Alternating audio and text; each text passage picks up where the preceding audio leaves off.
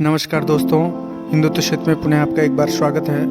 अगर आपने अभी तक हमारे चैनल को सब्सक्राइब नहीं किया है तो सब्सक्राइब कर बेल आइकन दबा दें।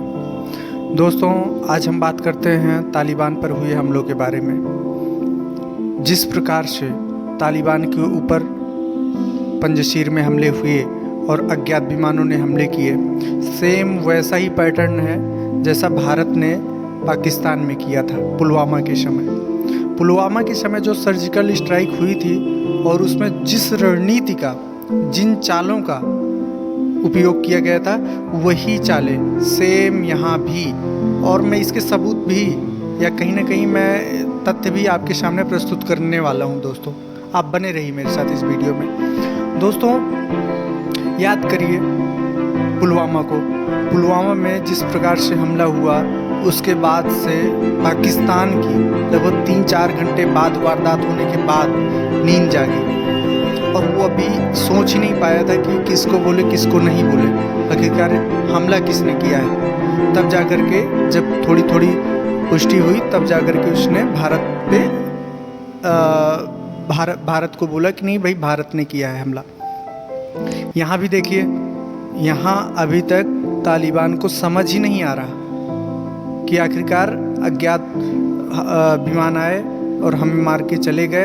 अभी तक किसने किया, कैसे किया, कौन हमारा दुश्मन है, किसी को कुछ नहीं पता। यहाँ तक कि ना तालिबान, ना ISI और ना दुनिया के कोई भी देश कोई भी अनुमान लगाने में सक्षम नहीं है। दोस्तों, बहुत सारे देशों का मानना है और बहुत सारे देशों का अनुमान है कि उज्बेकिस्तान ने किया। उज्बेकिस्तान रूस का सहयोगी देश है और रूस से इस समय वार्ता चल रही है भारत की, और सिर्फ तालिबान के संबंध में चल रही है। आप सारा कुछ ये लिंक और कनेक्शन देखिएगा दोस्तों। और जो रूस से भारत की वार्ता चल रही है, इसको लीड कर रहे हैं अजीत डोवल। अब अजीत डोवल को तो आप सब लोग जानते हैं कितने माहिर खिलाड़ी हैं। कब कहाँ बम बरसाएंगे, कैसे बरसाएंगे, किसी को कुछ नहीं पता। अफगानिस्तान के अगर देखा जाए तो पाकिस्तान और ये फिर भारत, ये सब करीबी देश ही हैं। सेम वही पैटर्न है जिस तरीके से पुलवामा में किया गया, उसी तरीके से यहाँ भी रात में गए अज्ञात विमान और मार करके चले आए। उन विमानों में कहीं भी भारत का नाम भी नहीं लिखा रहा था या किसी भी देश का नाम नहीं लिखा था। ये कहीं ना कहीं अगर देखा जाए तो भारत के संबंध से ही ये सारा कुछ हुआ है दोस्तों। भारत का पूरा हस्तक्षेप इसमें है, इन हमलों में। उसका कारण है कि भारत से डायरेक्ट तालिबान की दुश्मनी नहीं है दोस्तों। हाँ, हालांकि कांधार हुआ था, लेकिन कांधार का एक अपना अलग मुद्दा है। वो क्यों हुआ था, कैसे हुआ था, आगे कभी किसी वीडियो में आपको बताएंगे। लेकिन दोस्तों, तालिबान से अभी हमारी स्पष्ट रूप से आमने सामने कोई लड़ाई नहीं है, कोई जंग नहीं। लेकिन जिस प्रकार से पाकिस्तान एक प्रोपेगेंडा के तहत अफगानिस्तान का, तालिबान का यूज करने वाला है हमारे विरोध में, ये बहुत ही दुखदायी है आने वाले समय में भारत के लिए। दोस्तों, चीन और इधर पाकिस्तान और अब मिला लीजिए तालिबान को, ये मिल करके भारत को कमज़ोर करने का पूरा और भरसक प्रयास करेंगे। दोस्तों, अमेरिका कुछ कर नहीं पाया, इसलिए भारत की चिंताएं और भी बढ़ी हुई हैं। अगर कल को भारत डायरेक्टली अपनी सेनाओं के द्वारा कुछ वहाँ क्रियाकलाप करता है तो इसमें कोई भी संशय नहीं होना चाहिए किसी को, क्योंकि अगर ये सर्जिकल स्ट्राइक हुई है दोस्तों, तो जैसा पैटर्न है, जिस तरीके की रणनीति है और जिस तरीके की सुगबुगाहट पूरे विश्व में कहीं किसी को नहीं हुई उन हमलों के पश्चात, वो सेम पैटर्न पुलवामा वाला ही है। और पुलवामा किसने लीड किया, किसने करवाया, ये आप जानते हैं, सारा कुछ अजीत डोवल जी का है।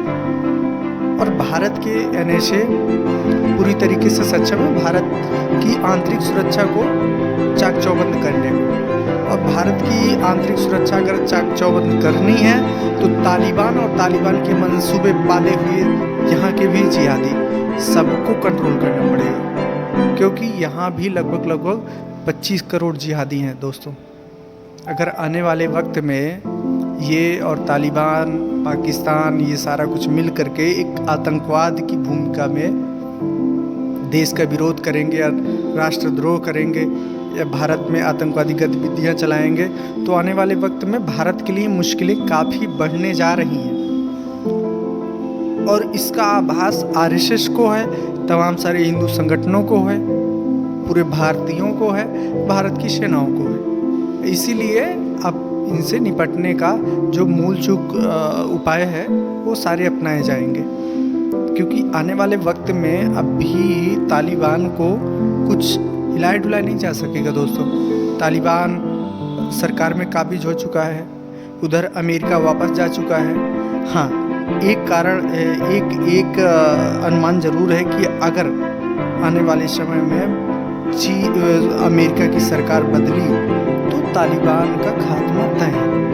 लेकिन अमेरिका की सरकार में जब राष्ट्रवादी ताकतें वहाँ की बैठेंगी, तब ये वामपंथी लोग अगर बैठेंगे तो आप जानते ही हैं बराक ओबामा के समय में आईसिस का उफान था, और इनके समय में ये आपका तालिबान आ चुका है। और ये लगातार 1, 2 साल, 4 साल, 10 साल चलता ही रहता है दोस्तों। डोनाल्ड ट्रंप आए, उन्होंने कहीं ना कहीं समझौता किया, और उनके समझौता के बाद शायद संभव होता कि यहाँ कुछ भी होता नहीं है ऐसा कुछ। पूरी रणनीति थी, जिस तरीके से पूरा तालिबान में घटनाक्रम बदले, राजनीतिक घटनाक्रम और युद्ध से रिलेटेड सारे घटनाक्रम, वो कहीं ना कहीं सोची समझी साजिश थी। और इस साजिश में जॉय बिडेन भी थे और तमाम सारे ये इस्लामिक नेता थे। बहुत बहुत धन्यवाद दोस्तों।